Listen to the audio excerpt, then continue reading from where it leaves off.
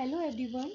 जैसा कि आप जानते हैं कि हमारी यूनिट 3 चल रही है मानव विकास और परिवार अध्ययन, जिसमें हम लेसन 7 पढ़ रहे हैं प्रारंभिक बाल्यावस्था, देखभाल और शिक्षा। स्टूडेंट्स, इसके पार्ट 1 में, ये हमारा पार्ट 2 है और इसके पार्ट 1 में हमने पढ़ा कि प्रारंभिक बाल्यावस्था, देखभाल और शिक्षा की क्या महत्ता है, वो बच्चे के सर्वांगीण विकास के लिए किस तरीके से महत्वपूर्ण है।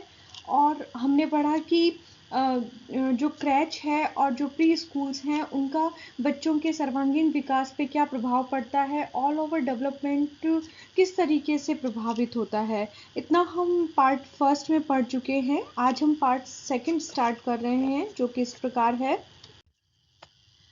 पार्ट 2 के अंदर हम कुछ मूलभूत संकल्पनाओं का अध्ययन करेंगे। कुछ परिभाषाएं हैं जिन्हें कि जानना बहुत आवश्यक है इस पाठ को समझने के लिए, जो कि इस प्रकार है।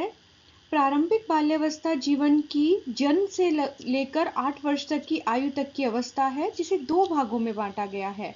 अर्थात कि हम प्रारंभिक बाल्यावस्था किसे कह रहे हैं?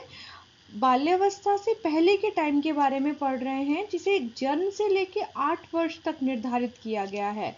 और इस 8 वर्षों को 2 भागों में बांटा गया है, जन्म से लेकर 3 वर्ष तक की अवस्था और 3 से लेकर 8 वर्ष तक की अवस्था। यह विभाजन इन दोनों अवस्थाओं में छोटे बच्चों में होने वाले विकासात्मक परिवर्तनों पर आधारित होता है।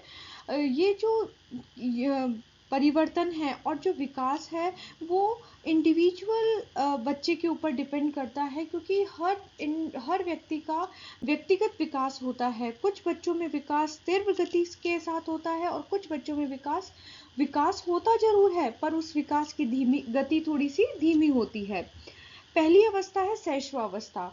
जन्म से लेकर 1 वर्ष तक की आयु की अवधि है, बट कुछ वैज्ञानिक हैं, कुछ साइंटिस्ट हैं जो कि इसे 2 वर्ष तक मानते हैं, जिसमें बच्चा प्रत्येक काम के लिए अपने वयस्क को यानी कि अपने बड़ों पर निर्भर रहता है। इस समय बच्चे को खाना खिलाने के लिए, बच्चे को खेल खिलाने के लिए, बच्चों की बहुत सारी एक्टिविटी करवाने के लिए वयस्क लोगों की आवश्यकता होती है, क्योंकि इस समय बच्चा ऑब्जर्वेशन के द्वारा इतना कुछ सीख रहा होता है। हर दिन उसकी लर्निंग स्टेज होती है, हर दिन वह अपने आसपास के वातावरण से नया सीख रहा होता है। सामान्यतः माता पिता अथवा प्रमुख देखभाल करने वाले किसी अन्य व्यक्ति पर अत्यधिक निर्भरता की अवधि होती है, जो दादी, नानी अथवा अन्य कोई भी सहायक हो सकता है। इस समय बच्चे अपने से बड़ों पर डिपेंडेंट रहते हैं, क्योंकि बच्चे अपने सारे काम खुद नहीं कर पाते हैं और उनके जो पेरेंट्स होते हैं, जो उनके देखभाल करने वाले होते हैं, वो उनके सभी कामों को कर रहे होते हैं, बच्चों को ऑब्जर्व कर रहे होते हैं और उनके विकास के सभी पहलुओं का ध्यान रखते हैं। नेक्स्ट पॉइंट है, ऐसी स्थिति जब माँ घर से बाहर नौकरी करती हो तो शिशु की देखभाल वैकल्पिक रूप से देखभाल करने वाले व्यक्ति के द्वारा की जाती है, जो परिवार का कोई सदस्य अथवा वेतन पे रखा गया कोई व्यक्ति हो सकता है।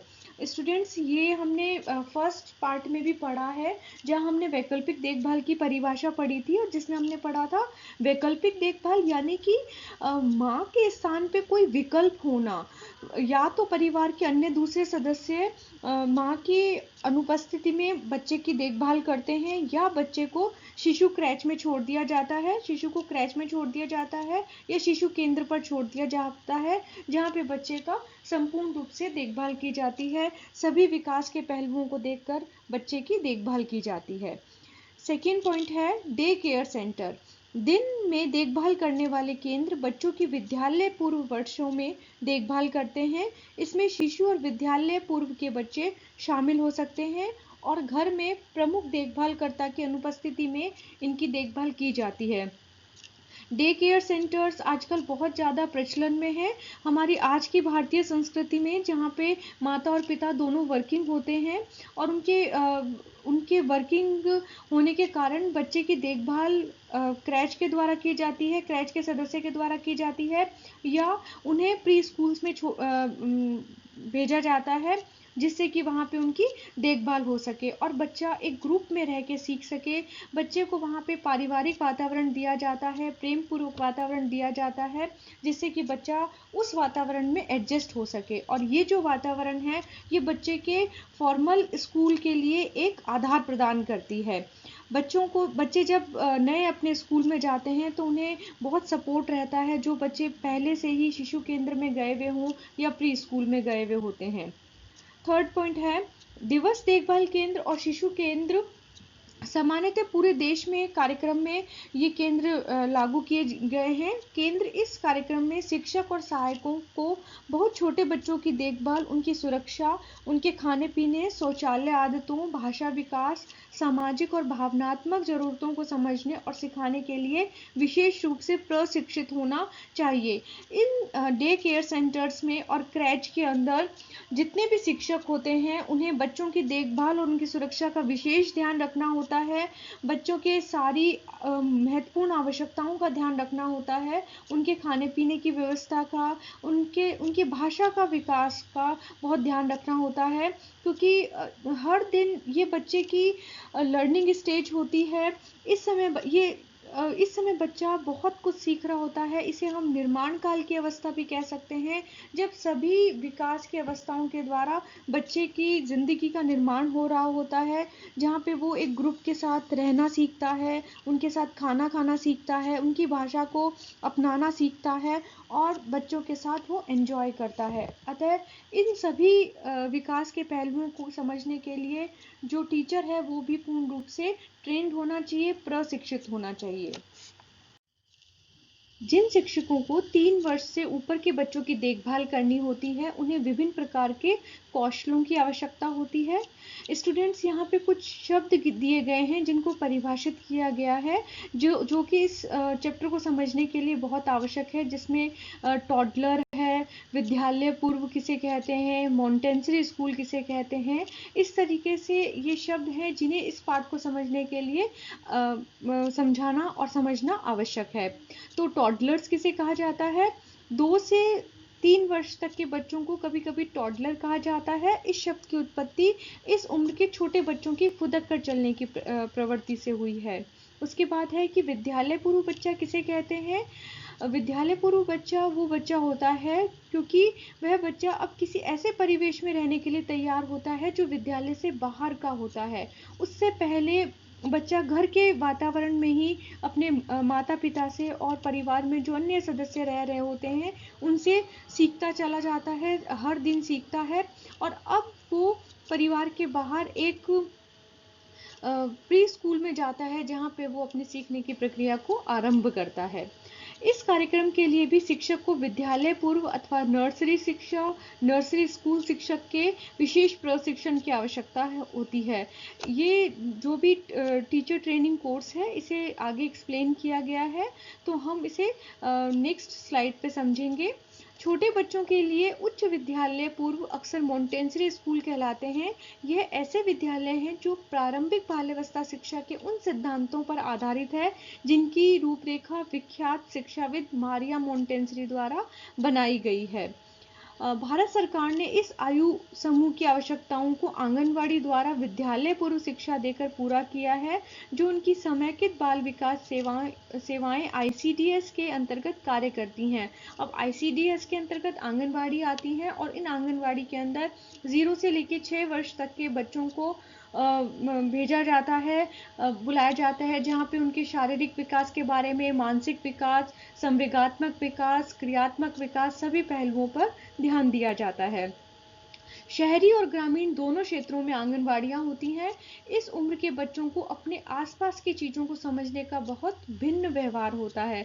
ये बच्चे देखकर और खेल-खेल के माध्यम से अपने आसपास के वातावरण से सीखते चले जाते हैं। इस अवस्था को निर्माण काल की अवस्था भी कह सकते हैं, क्योंकि इस समय बच्चों का ऑब्जर्वेशन इतना स्ट्रॉन्ग होता है कि वो जैसा व्यवहार अपने माता पिता में देखते हैं, जैसा अपने टीचर में देखते हैं, जैसा अपने पीयर ग्रुप में देखते हैं, अपने साथ वाले बच्चों में देखते हैं, वो वैसा ही व्यवहार करना सीखते हैं, वैसी ही आदतों को अपने अंदर विकसित करना सीखते हैं। इसीलिए इस चैप्टर में बताया गया है कि जो टीचर्स हैं, जो इन बच्चों की देखभाल कर रहे हैं, उनको ट्रेंड होना बहुत ज़रूरी है, उनको प्रशिक्षित होना बहुत ज़रूरी है, जिससे वो उचित व्यवहार बच्चों के साथ कर सके और सही प्रकार से बच्चों के वृद्धि और विकास का ध्यान रख सके।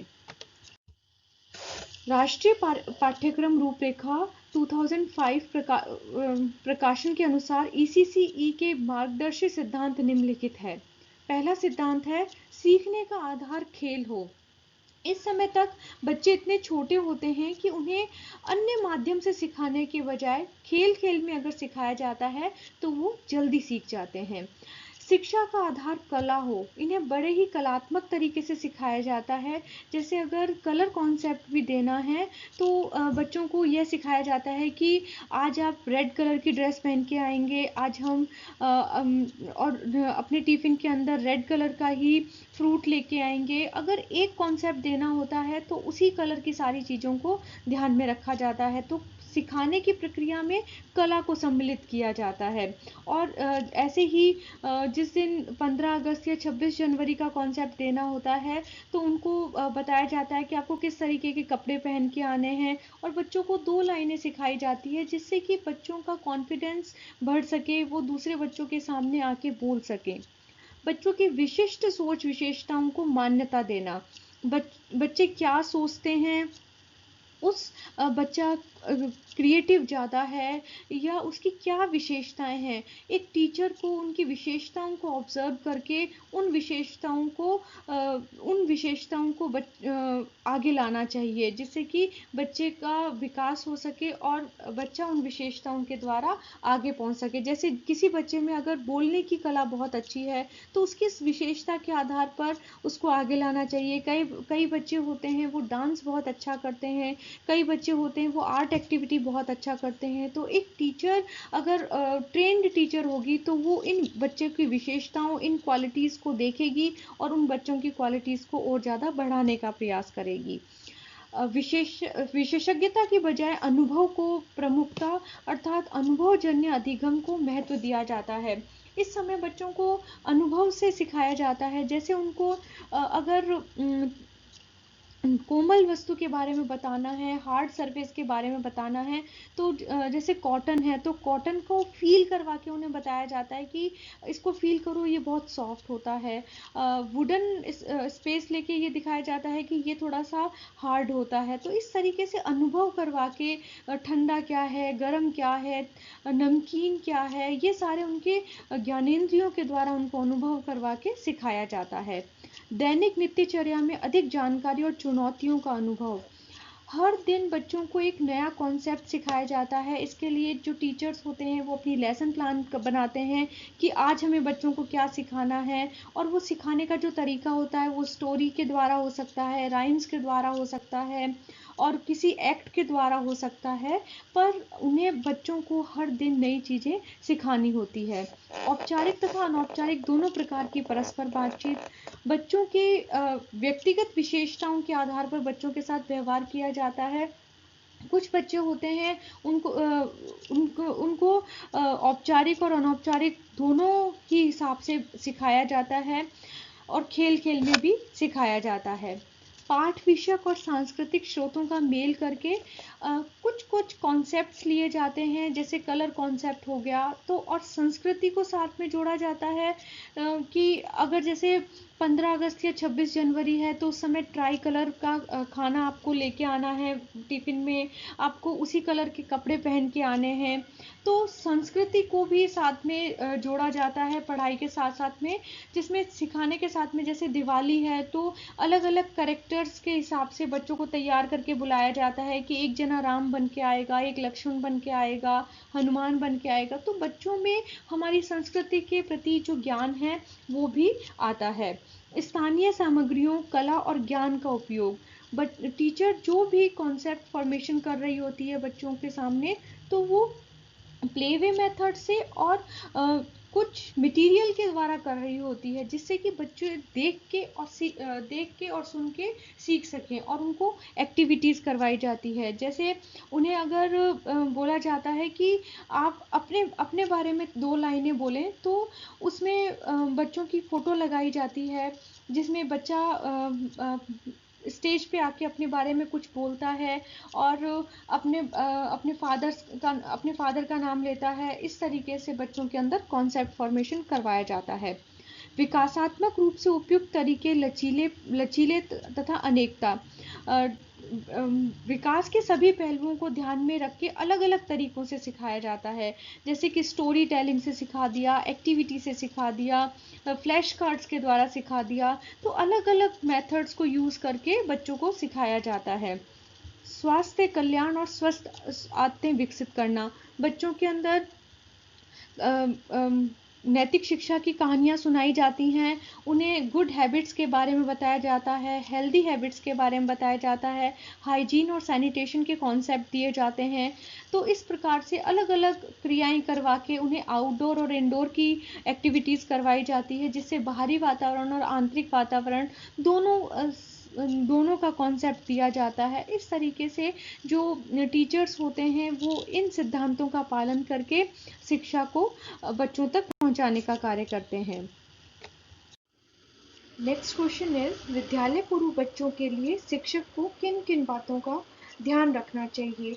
एक टीचर का ट्रेंड होना अति आवश्यक होता है। उन्हें बच्चों के किस किस एस्पेक्ट्स का ध्यान होना चाहिए, जो कि निम्न प्रकार से है। 6 वर्ष से कम आयु के बच्चों की दुनिया और सामाजिक संबंधों को समझने के लिए विशिष्ट तरीके होते हैं। ये विशिष्ट तरीके इसलिए होते हैं स्टूडेंट्स, क्योंकि इस समय बच्चे अपनी सारी बात शब्दों के द्वारा नहीं बता सकते हैं। तो एक टीचर का अवलोकन बहुत अच्छा होना चाहिए, ऑब्जर्वेशन बहुत अच्छा होना चाहिए, जिससे कि वो खुद बच्चों की सारी ज़रूरतों को समझ सके। उनके विकासात्मक ज़रूरतें भिन्न होती हैं, अतः बच्चों के लिए काम करने वाले किसी वयस्क व्यक्ति का प्रारंभिक बाल विकास और देखभाल के क्षेत्र में सुप्रशिक्षित और सावधान होना आवश्यक है। कि जो भी टीचर उनको पढ़ा रहा है वो ट्रेंड होना चाहिए, वो बच्चों के सभी विकासात्मक पहलुओं की उनको जानकारी होनी चाहिए। वृद्धि और विकास किस तरीके से होता है, कौन से सिद्धांत हैं और किस उम्र के बच्चों के साथ किस तरीके की एक्टिविटीज़ की जानी चाहिए, इस सभी बातों का ध्यान होना चाहिए। शिक्षक को सारे बच्चों की शारीरिक देखभाल जैसे सफाई, खान-पान, सोच आदि की निगरानी करने की कम आवश्यकता होती है, क्योंकि जो बच्चे छोटे होते हैं, जो घर में होते हैं, तब तक तो बच्चों को खाना खिलाने की भी ज़रूरत पड़ती है। उनकी साफ-सफाई का, उनको नहलाने का, सारे बातों का ध्यान रखना पड़ता है। पर अब बच्चा बड़ा होने लगता है और वो बोलने लगता है। अगर उसको वॉशरूम जाना है तो वो बोल देता है कि मुझे वॉशरूम जाना है। तो टीचर को इन सब पहलुओं पर ध्यान देने की अब कम आवश्यकता होती है।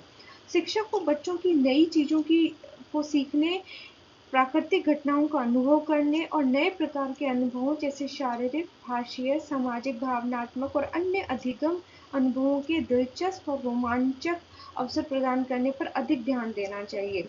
अब बच्चों को फिजिकल एक्टिविटी करवानी है तो डिफरेंट डिफरेंट एक्टिविटीज़ लानी चाहिए, उनकी भाषा का पूरा ध्यान रखना चाहिए, क्योंकि जो भाषा परिवार वाले बोलते हैं, टीचर बोलती हैं, उनका बच्चों के विकास पर बहुत ज़्यादा प्रभाव पड़ता है। सामाजिक और भावनात्मक पहलुओं का ध्यान रखना चाहिए कि बच्चा ग्रुप में इन्वॉल्व हो रहा है या नहीं हो रहा है, बच्चा किसी चीज़ से डर तो नहीं रहा है, उसका संवेगों पर किस तरीके से कंट्रोल है, ये सारी चीज़ें एक टीचर को ध्यान में रखनी चाहिए। इस समय उनकी रचनात्मक अभिवृत्ति और खोजबीन करने की प्रवृत्ति को बढ़ावा दिया जाता है। हमें प्रमुख रूप से छोटे बच्चों को अवसर प्रदान करने पर ध्यान केंद्रित करना चाहिए, क्योंकि बच्चों को वयस्कों के मार्गदर्शन की बहुत ज़रूरत होती है। बच्चों को जितनी ज़्यादा एक्टिविटीज़ करवाई जाएगी, उनको जितने ज़्यादा अवसर प्रदान किए जाएंगे, वो उतना ही ज़्यादा सीखेंगे। जैसे अगर हमें बच्चों को कलर कॉन्सेप्ट देना है, तो हम बच्चों को जब तक हाथ में ब्रश नहीं देंगे, कलर नहीं देंगे, चाहे वो कैसा भी कर रहे हों, पर एक बार हमें उन्हें अवसर देना पड़ेगा। चाहे वो उस पिक्चर से कलर को बाहर लेके जा रहे हैं, कलर को फैला रहे हैं, पर इसका कोई फ़र्क नहीं पड़ता। पर जब तक हम उनको कलर के साथ काम करने के लिए अवगत नहीं करवाएँगे, उन्हें हम अवसर नहीं देंगे, जब तक वो इस काम को नहीं कर पाएँगे। एक मनोवैज्ञानिक और शिक्षाविद व्यागोत्स्की ने इस बात को अत्यधिक आवश्यक बताया है कि बच्चों को उनका ख्याल रखने वाले, देखभाल करने वाले और एक जानकार वयस्क की ज़रूरत होती है, क्योंकि एक एडल्ट व्यक्ति के अंतर्गत ही एक वयस्क व्यक्ति के अंतर्गत ही एक बच्चा सीख सकता है और सही वातावरण में सीख सकता है। उसे बच्चे के बारे में पूर्ण जानकारी होना अत्यंत आवश्यक है। विद्यालय पूर्व शिक्षक को बच्चों की क्षमताओं के बारे में अधिक जानकारी होनी चाहिए। बच्चा वास्तव में क्या जानता है और कितना जानता है, और जानने और समझने की उसमें कितनी क्षमता है। कोई भी टीचर है उसे इस बात की बच्चे की एबिलिटी के ऊपर, उसकी कैपेसिटी का पूरा ध्यान होना चाहिए, क्योंकि बच्चों पे कभी जोर और ज़बरदस्ती करके उनको नहीं सिखाया जा सकता है, बल्कि उनके अंदर एक इंटरेस्ट डेवलप करके उनको खेल-खेल के द्वारा ही सिखाया जा सकता है। पर टीचर को यह ज्ञान होना बहुत आवश्यक है कि बच्चा उस टॉपिक के अंदर कितना इंटरेस्ट रखता है और उस टॉपिक को किस तरीके से इंटरेस्टिंग बनाया जा सकता है, क्योंकि इंटरेस्टिंग बनाने का कार्य जो होता है वो एक टीचर का होता है। यह जान लेने पर एक वयस्क ऐसा अनुकूल परिवेश प्रदान करने में सहायक हो सकता है जिसमें सीखना आसान, आनंदमय और अर्थपूर्ण हो सकता है। जो टीचर है और जो वयस्क व्यक्ति है वो एक अच्छा परिवेश प्रदान करता है, बच्चों को एक अनुकूलतम परिवेश प्रदान करता है, जिसमें बच्चे को एक प्यार भरा माहौल मिलता है, जिसमें वह जल्दी सीखता है, आसान तरीकों से सीखता है। क्योंकि अगर कोई भी टीचर सोचे कि एक ही विधि से बच्चे को सिखाया जा सकता है तो ऐसा संभव नहीं है, क्योंकि प्रत्येक बच्चे में व्यक्तिगत विभिन्नता पाई जाती है। हर बच्चे का ज्ञानात्मक विकास अलग-अलग तरीके से होता है, तो टीचर को जो सिखाने का तरीका है उसमें अलग-अलग विधियों का, अलग-अलग मेथड्स का उपयोग करना चाहिए। बच्चे को दिया गया काम ना तो बहुत आसान, ना ही बहुत कठिन होना चाहिए। इस समय तक बच्चे की सूक्ष्म मांसपेशियों और स्थूल मांसपेशियों का विकास हो रहा होता है, तो जब भी उन्हें होमवर्क दिया जाता है और कोई भी काम दिया जाता है, तो वो बच्चे की उम्र के अनुसार, उसकी मानसिक क्षमता के अनुसार दिया जाना चाहिए। क्योंकि अगर बच्चे की उम्र के अनुसार वो काम दिया जाएगा, मानसिक क्षमता के आधार पे वो काम किया जाएगा, तो बच्चा उसमें बहुत ज़्यादा दिलचस्पी शो करेगा, इंटरेस्ट शो करेगा और वो काम अपने हाथ से करेगा। पर अगर बच्चे को कठिन कार्य कर दे दिया जाएगा तो बच्चा उस काम को नहीं कर पाएगा। जैसे बच्चों को सिखाया जाता है, तो सिखाने की प्रक्रिया में सरल से कठिन की तरफ सिखाया जाता है। सरल कर करके एक-एक स्टेप को आगे बढ़ाया जाता है। जैसे सबसे पहले standing line, sleeping line, slanting line सिखाई गई, उसके बाद एक शब्द सिखाया गया, उसके बाद 2 शब्दों का जोड़ सिखाया गया, फिर 3 शब्दों का जोड़ सिखाया गया, और ऐसे करके एक पूरी लाइन सिखाई जाती है। तो सिखाने का जो तरीका है, जो नियम है, वो सरल से कठिन की तरफ होता है, सिंपल टू कॉम्प्लेक्स होता है। बच्चों और उनके विकास में रुचि होनी चाहिए। टीचर के अंदर ये स्किल्स होनी चाहिए कि वे बच्चों और उनके विकास में रुचि उत्पन्न करें। छोटे बच्चों की आवश्यकता और क्षमताओं के बारे में जानकारी होनी चाहिए कि बच्चे को किन चीज़ों की आवश्यकता होती है, उनकी कितनी क्षमता है, कितनी क्षमता से उनको सिखाया जाना चाहिए, किन तरीकों से बच्चे अधिक सुचारू रूप से सीख सकते हैं। इन सब बातों का टीचर को ध्यान होना चाहिए। बच्चों से बातचीत, अंतःक्रिया करने की क्षमता और प्रेरणा। बच्चों से अगर हम प्यार से बात करेंगे तभी बच्चे उसका रिस्पॉन्स देंगे। तो एक टीचर को पता होना चाहिए कि बच्चों उसका जो ऑब्जर्वेशन है वो बहुत अच्छा होना चाहिए, क्योंकि बच्चे सारी चीज़ें बताते नहीं हैं। हमें बच्चों से पूछना पड़ता है, बच्चों को ऑब्जर्व करना पड़ता है, हमें उनको देखकर पता लगाना होता है, उनको इवैल्यूएट करना होता है कि बच्चों को कितना आ रहा है, उसकी क्षमता क्या है और उसे कितना सिखाया जा सकता है। विकास के सभी क्षेत्रों में बच्चों के साथ रचनात्मक और रोचक गतिविधियों के लिए कौशल होने चाहिए। जो टीचर है वो बहुत ही क्रिएटिव होना चाहिए और उनको बहुत सारी एक्टिविटीज़ का ज्ञान होना चाहिए कि कोई भी कॉन्सेप्ट फॉर्मेशन होना है तो वो किस एक्टिविटी के थ्रू करवाया जाए। क्योंकि बच्चे शो एंड टेल मेथड से बहुत जल्दी सीखते हैं, देख के बच्चा जो होता है वो बहुत जल्दी सीखता है, तो इन एक्टिविटीज़ का यूज़ करना चाहिए। कहानी सुनाने, खोजबीन करने, प्रकृति संबंधी और सामाजिक अंतःक्रिया जैसे कार्यकलाप के लिए उत्साह, बच्चों को स्टोरी टेलिंग के द्वारा सिखाना, और जैसे बच्चों को पिक्चर दे दी जाती है कि इसमें से 5 अंतर ढूँढने हैं, तो बच्चे उसको बहुत इंटरेस्ट से करते हैं और बहुत जल्दी ही वो अंतर ढूँढ लेते हैं। और उनको आउटडोर एक्टिविटी के थ्रू समझाना, इंडोर एक्टिविटी के थ्रू समझाना, जैसे अगर हम पौधे के बारे में कुछ बता रहे हैं, पेड़ के बारे में कुछ बता रहे हैं कि उसमें फूल होते हैं, पत्तियाँ होती है, तो ये सारी एक्टिविटीज़ हम उनको आउटडोर एक्टिविटी में ले जाकर सिखा सकते हैं, क्योंकि बच्चा देखकर और सुनकर जल्दी सीखेगा। बच्चों की शंकाओं, प्रश्नों के उत्तर देने की इच्छा और रुचि होनी चाहिए। एक टीचर में ये योग्यता होनी चाहिए, ये कौशल होने चाहिए कि वो बच्चों, क्योंकि इस समय जो बच्चों की उम्र होती है वो हर बात पे प्रश्न पूछते हैं, उनकी जिज्ञासा की प्रवृत्ति बहुत ज़्यादा होती है, तो टीचर को उनको डांटना नहीं चाहिए बल्कि उनकी जिज्ञासा को शांत करना चाहिए और अलग अलग मेथड्स का यूज़ करके उनको सिखाना चाहिए। व्यक्तिगत विभिन्नताओं को समझने की क्षमता होनी चाहिए। एक टीचर को कभी भी यह नहीं सोचना चाहिए कि वो एक बार कोई चीज़ समझा रही है तो सभी बच्चों को एक ही बार में वो चीज़ समझ में आ जाएगी, क्योंकि सभी बच्चों का मानसिक स्तर अलग अलग होता है और उस मानसिक स्तर के आधार पर कोई बच्चा जल्दी सीख जाता है और कोई बच्चा थोड़ी देरी से सीखता है। तो हमें हर कॉन्सेप्ट की पुनरावृत्ति करनी चाहिए। एक दिन जो चीज़ सिखाई जाती है उसको नेक्स्ट डे आके अलग विधि से थोड़ा सा दोबारा से रिवाइज करना चाहिए, जिससे कि बच्चे बार बार करते हैं तो उनको वो चीज़ हम लंबे समय तक याद रहती है। और काफ़ी लंबे समय तक शारीरिक गतिविधियों के लिए सक्रियता और उसके लिए तत्पर रहना। बच्चों के साथ फिजिकल एक्टिविटी बहुत सारी करनी होती हैं, तो एक टीचर को हर समय तैयार रहना होता है फिजिकल एक्टिविटी के लिए। जैसे अगर वो कोई स्टोरी टेलिंग कर रही है तो उनमें साथ में जेस्चर्स के थ्रू वो स्टोरी टेलिंग होनी चाहिए, हाव भाव के साथ वो स्टोरी बताई जानी चाहिए, शारीरिक गतिविधियों के द्वारा, क्रिया विधि के द्वारा बतानी चाहिए, जिससे कि वो चीज़ बच्चों को अच्छे से समझ में आ सके और बच्चों का सर्वांगीण विकास संभव हो सके। नेक्स्ट क्वेश्चन इज, प्रारंभिक बाल्यावस्था शिक्षा व देखभाल क्षेत्र में अपना करियर बनाने के लिए किन किन शैक्षणिक पाठ्यक्रमों को पढ़ने की आवश्यकता होती है। स्टूडेंट्स, इस क्वेश्चन में पूछा गया है कि जो विद्यार्थी ECCE में अपना करियर बनाना चाहते हैं, बच्चों के साथ अपना करियर बनाना चाहते हैं, तो उन्हें किन शैक्षणिक पाठ्यक्रमों की आवश्यकता होती है, किन डिग्रीज की आवश्यकता होती है, जो कि इस प्रकार है। इस क्षेत्र में जीविका करियर की तैयारी करने वाले व्यक्तियों के लिए बच्चों के विकास और देखभाल के मूलभूत सिद्धांतों के में अध्ययन की आवश्यकता होती है। उन्हें यह पढ़ना होता है कि वृद्धि और विकास किस तरीके से होता है बच्चों में, बाल विकास में कौन कौन से चरण होते हैं और उन चरणों के द्वारा उन्हें यह देखना होता है कि वृद्धि और विकास को कौन कौन से कारक प्रभावित करते हैं, जैसे आनुवंशिकता, वंशानुक्रम और पोषण, शिक्षा, ये सारे आर्थिक स्थिति, ये सभी कारक है जो कि वृद्धि और विकास को प्रभावित करते हैं। इस तरीके से उन्हें बाल विकास विषय का संपूर्ण ज्ञान होना चाहिए और उसमें स्नातक की उपाधि लेनी होती है। इसके अतिरिक्त वह 1 वर्ष का डिप्लोमा ले सकते हैं ओपन यूनिवर्सिटी से।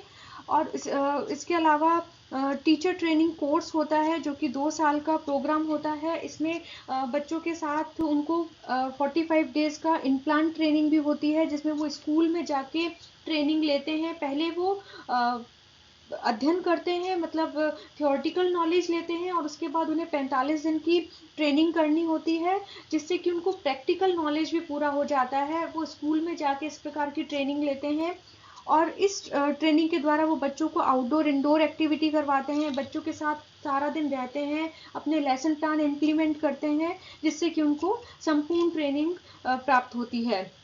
यदि आप एक प्रभावी प्राथमिक बाल्यावस्था विशेषज्ञ बनना चाहते हैं तो बच्चों के प्रति उदारता और उनमें बातचीत अंतःक्रिया करने के लिए रुझान होना एक महत्वपूर्ण और मूलभूत आवश्यकता है। कि जो लोग भी इसमें अपना करियर देखते हैं, इसमें अपनी जीविका के बारे में सोचते हैं, तो उसके लिए सबसे ज़्यादा आवश्यक है कि उनको बच्चों के प्रति रुझान होना चाहिए, इंटरेस्ट होना चाहिए बच्चों की एक्टिविटी में, बच्चे कैसे सोचते हैं, कैसे कार्य करते हैं और बच्चों के साथ उनको इंटरेस्ट होना चाहिए, तभी ये जो सब्जेक्ट है, इसमें जो ट्रेनिंग है, वो उनकी बहुत अच्छे से हो सकती है। व्यक्ति को समुदाय और संस्कृति की भी जानकारी होनी चाहिए ताकि विद्यालय पूर्व केंद्र की गतिविधियां उस संस्कृति को क्षेत्रीय पर्यावरण के अनुसार जिसमें बच्चा पल बढ़ रहा होता है, जिस एनवायरनमेंट में, जिस कल्चर से बच्चा आ रहा होता है, एक टीचर को उसके बारे में पूर्ण जानकारी होनी चाहिए, क्योंकि वो एक नए कल्चर से आ रहा होता है। ये उसकी निर्माण की अवस्था होती है, जिसमें वो अपने घर के एनवायरनमेंट में आ रहा होता है और उसको स्कूल में एक अलग एनवायरनमेंट मिलता है, जहाँ पे उसको उस स्कूल एनवायरनमेंट के साथ साथ उसकी संस्कृति का भी ज्ञान होना टीचर को बहुत आवश्यक है। शिक्षकों को उन प्रशासनिक और प्रबंधकीय कौशलों का भी में भी सक्षम होना चाहिए, जिनकी रिकॉर्ड रखने, लेखाकरण, रिपोर्ट लिखने आदि के लिए आवश्यक होती है। बच्चों का रिकॉर्ड बनाना, उनके पेरेंट्स के बारे में पूरी जानकारी होना, जिससे पता चले कि बच्चा कौन से पारिवारिक वातावरण से आ रहा है, उनका फैमिली बैकग्राउंड क्या है, उनके पेरेंट्स क्या सोचते हैं, उनकी पेरेंट्स का कितना इन्वॉल्वमेंट है, इस सब का रिकॉर्ड रखना। इसके लिए बच्चों के पेरेंट्स के साथ पीटीएम की जाती है, जिससे कि टीचर को और पेरेंट्स को जो भी कंफ्यूजन है उसको सॉर्ट आउट किया जा सके। रिकॉर्ड्स रखे जाते हैं कि बच्चा कितने दिन स्कूल आ रहा है, उसने क्या क्या सीखा है, कितना कितना सीखा है। ये सारा एक टीचर को आना चाहिए, जिससे कि वो एक कंपैरिजन कर सके कि जब बच्चा आया था और जब तक बच्चा उनके साथ रहा है तो बच्चे का विकास कितना हुआ है, उसके व्यवहार में कितने परिवर्तन आए हैं, उसने क्या क्या सीखा है, और अगर जहाँ सीखने में कमी रही है तो वो किन कारणों से रही है। इस सब बातों का ज्ञान एक टीचर को होना आवश्यक है।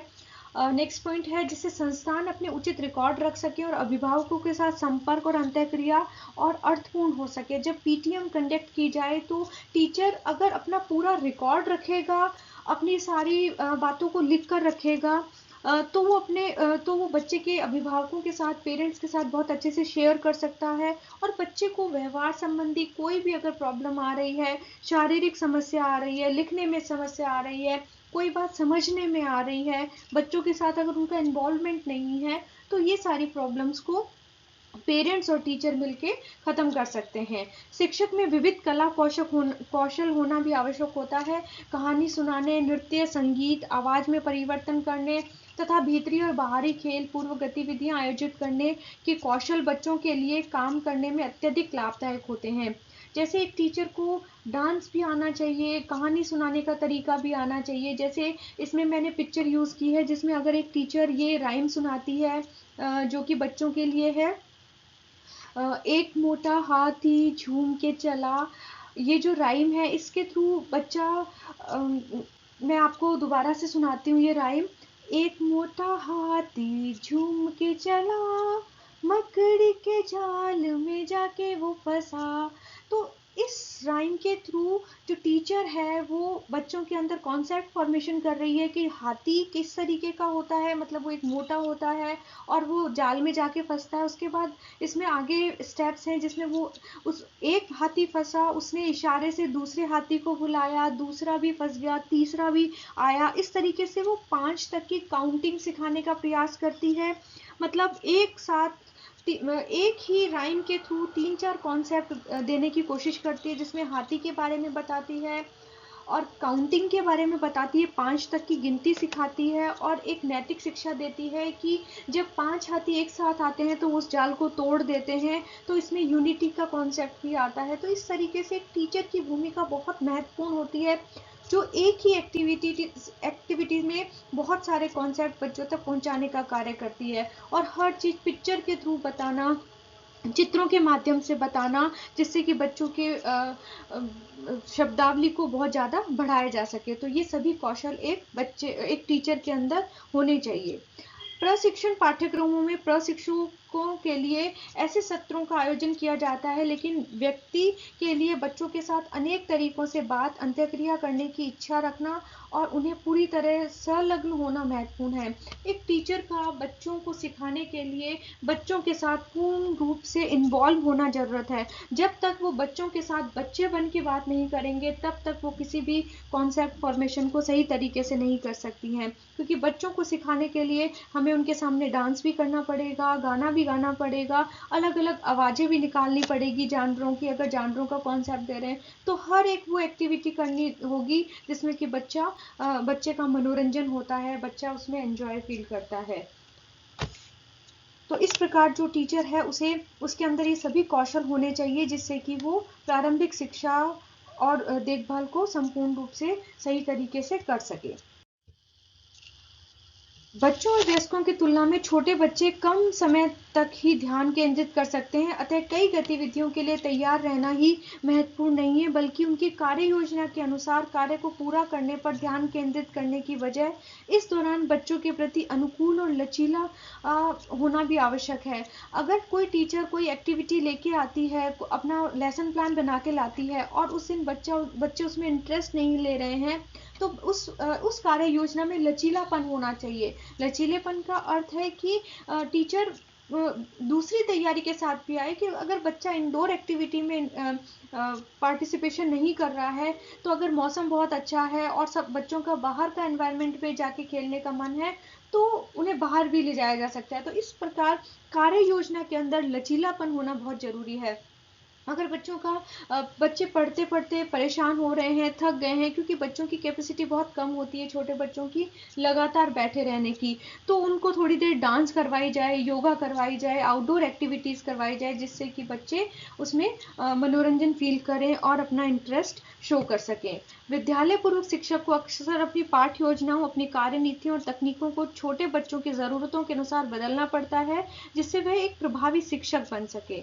इसके लिए बच्चों से संबंधित इस जीविका में प्रवेश करने से पहले गतिविधियों और कौशलों का खजाना तैयार कर लेना चाहिए। एक टीचर जब भी अपने बच्चों के सामने आती है, अपनी क्लास में आती है, तो उसे पूर्ण तैयारी के साथ आना चाहिए, बच्चों के साथ पूर्ण रूप से इन्वॉल्व होना चाहिए, बच्चों के साथ गतिविधियां करनी चाहिए, यानी बहुत सारी एक्टिविटीज के थ्रू बच्चों को सिखाने का प्रयास करना चाहिए, तभी वो एक प्रभावी टीचर बन सकती है। क्योंकि टीचर का रोल बच्चों के मस्तिष्क पे बहुत ज़्यादा होता है, बच्चे उनकी सारी बात मानते हैं।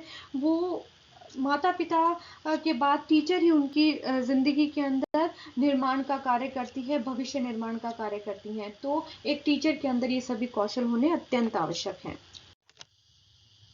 प्रश्न, हम ईसीसीई में जीविका के लिए किस प्रकार तैयारी कर सकते हैं, वर्णन कीजिए। स्टूडेंट्स, यहाँ तक हमने पढ़ा कि जीविका में तैयारी से पहले हमारे पास कौन सी डिग्री होनी चाहिए और एक टीचर के पास कौन से कौशल होने चाहिए, जिनके आधार पर वह ईसीसीई के अंतर्गत कार्य कर सकता है। तो अब इसमें जीविका की तैयारी के लिए कहाँ कहाँ कार्य कर सकता है, वो इस प्रकार है। प्रारंभिक बाल्यावस्था देखभाल और शिक्षा का कार्यक्षेत्र बहुत व्यापक है, क्योंकि बच्चों को सिखाने की जो प्रक्रिया है वो बहुत ही व्यापक है, अलग अलग क्षेत्र है जहाँ पे वो कार्य कर सकता है। छोटे बच्चों के शिक्षण अथवा देखभालकर्ता के रूप में प्रशिक्षण व्यक्ति या तो नर्सरी स्कूल के शिक्षक के रूप में कार्य कर सकते हैं, अथवा शिशु केंद्र में क्रैच में देखभालकर्ता के रूप में, अथवा छोटे बच्चों के कार्यक्रमों के लिए काम करने वाले दल के रूप में कार्य कर सकते हैं। या तो वो वहाँ पे जो शिशु केंद्र है वहाँ पे एक टीचर के रूप में कार्य कर सकता है, या एक टीम के रूप में कार्य कर सकता है, क्योंकि कभी भी कोई एक व्यक्ति पूरे प्राथमिक केंद्र को नहीं चला सकता, उसके लिए एक पूरी टीम की आवश्यकता होती है।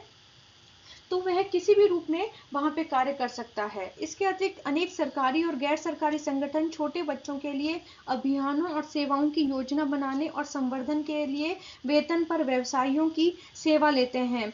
बहुत सारे सरकारी और गैर सरकारी एनजीओज हैं जो कि काम करते हैं और ये बच्चों के लिए काम करते हैं, बच्चों के सर्वांगीण विकास के लिए कार्य करते हैं। तो इन्हें नर्सरी टीचर्स की आवश्यकता होती है, जो कि बच्चों का सर्वांगीण विकास कर सके, उनका ध्यान रख सके, और उनके अंदर इतना ज्ञान होना चाहिए, वो इतने ट्रेंड होने चाहिए कि उनको बाल्यावस्था के बारे में संपूर्ण जानकारी होनी चाहिए कि बच्चों के साथ किस तरीके से क्रियाएं करनी है, उन्हें किस तरीके से समझाना है, यह सारे कार्य उन्हें आने चाहिए। व्यक्ति उद्यमी के रूप में अपना बाल देखभाल केंद्र और शिक्षा संबंधी कार्यक्रम प्रारंभ कर सकता है, जिसका अर्थ है कि आप घर पर अथवा किसी पृथक स्थान पर अपना कार्यक्रम चला सकते हैं। बहुत सारे प्रोग्राम ऑर्गेनाइज किए जाते हैं बच्चों के डेवलपमेंट्स के लिए, उनके वृद्धि और विकास के लिए।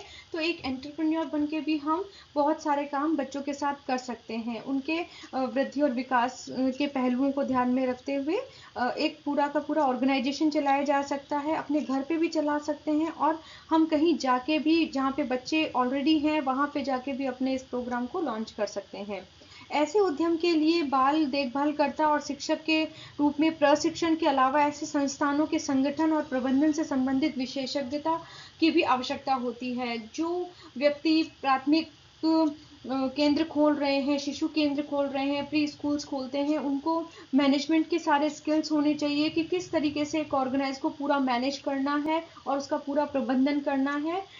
ये सारी योग्यताएं होनी चाहिए तथा इस तरीके से वो अपनी जीविका के लिए तैयारी कर सकते हैं।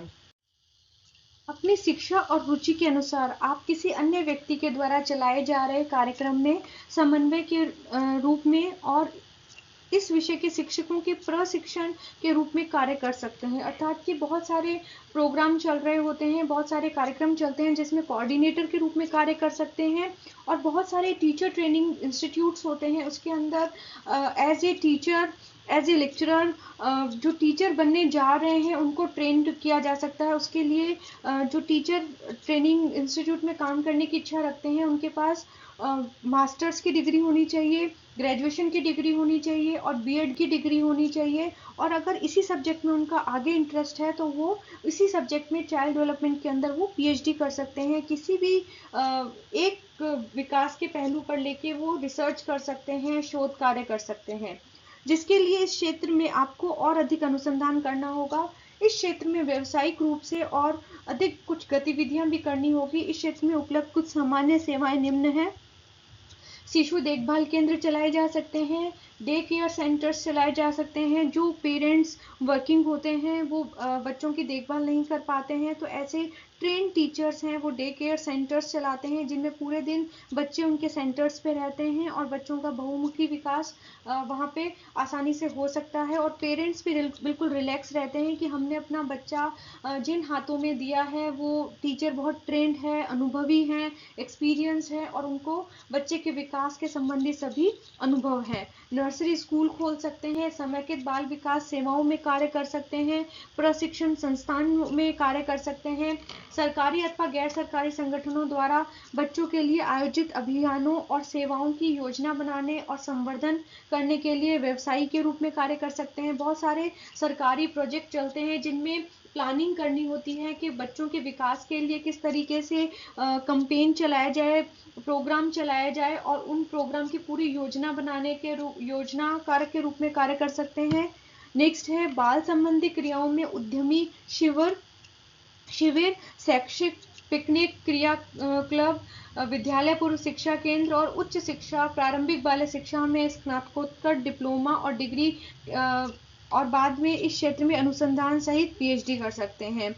तो ये पूरा प्रक्रिया है जिसके अंतर्गत की कौन कौन सी जीविका है जहाँ पे जाके हम करियर का चुनाव कर सकते हैं। इस कोर्स को करने के बाद ये सारा इस पाठ में समझाया गया है। बच्चों यहाँ पे हमने इस चैप्टर को कंप्लीट कर दिया है। यहाँ पे यूनिट 3 का 7 चैप्टर एनसीईआरटी होम साइंस की बुक का कंप्लीट हो गया है। अब आप इसे पढ़ें, समझें, ये बहुत ही इंटरेस्टिंग है। आपको बहुत ज़्यादा इसको समझने में इसमें परेशानी नहीं होगी क्योंकि बच्चों ये सारी वो ही क्रियाएं हैं, वो ही एक्टिविटी हमने पढ़ी है जो कि बच्चे हमारे आसपास के एनवायरनमेंट पे करते हैं। हमारे घर में बच्चे होते हैं, हमारे पड़ोस में बच्चे होते हैं। आप उन्हें देखें, उन्हें ऑब्जर्व करें कि किस तरीके से वो अपनी क्रियाएं करते हैं और इस चैप्टर को अच्छे से समझें। और मैं दोबारा से यही बात कहूँगी कि आप इन प्रश्नों को लिखें और लिख कर याद करने की आदत डालें। आपके पूरे नोट्स बन जाएंगे और आपको साथ साथ याद भी होता चला जाएगा। थैंक यू बच्चों, थैंक यू सो मच।